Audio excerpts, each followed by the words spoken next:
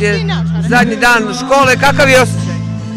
Pa, nakon 12 godina školovanja jako lep, ali čeka nas težak period, tako da uživamo u spremanju i u završavanju škole. Prelepo, ja sam jedva čekala ovaj trenutak, jedva sam čekala. Osjećaj je neverovatan, nakon 1000 dana zajedno konačno se opraštamo i nedostaju nam svi već. Jel imate već nešto u planu, šta ćete da upišete? Naravno, to je već završeno u decembru, maltene. Filološki fakultet. Psihologiju. Ja upisujem fakultet političkih nauka, novinarstvo. Ja bih htjela da se zahvalim svim profesorima koji su nam predavali ove 4 godine, naročito našoj razrednoj Jeleni Stojkanović i našem razrednom Rakonjcu Dragutinu. Hvala im puno, bili su divni. Zbog njih ćemo pamtiti srednju školu. Hvala. Nekoliko puta smo te snimali u drugu svrhu kao izuzetan matematičar, a danas kakav je osjećaj? Pa lep, zaista onda je kraj, što se kaže, jednog perioda života, kraj srednje škole, ipak za svim dražima koje on nosi, ipak i na prigodan način obeležen, veselo, kao što i tradicija već godinama nalaže. Šta planiraš dalje? Pa moj plan, zapravo fakultet za koji sam se odlučio već u ranijem periodu, je Elektrotehnički fakultet u Beogradu i nastavak školovanja tamo. Imaš li neku poruku za tvoje drugare, vršnjake i profesore? Poruku, pa zahvaljujem se svima na ove 4 godine koje smo zaista, što se tiče mojih drugova školskih, zaista lepo proveli, a i što se tiče profesora u veoma prijatnoj saradnji ipak, i zahvaljujem se na znanju koje su nam pružili ipak, srdačno. Kakav je osjećaj izvesti još jednu generaciju?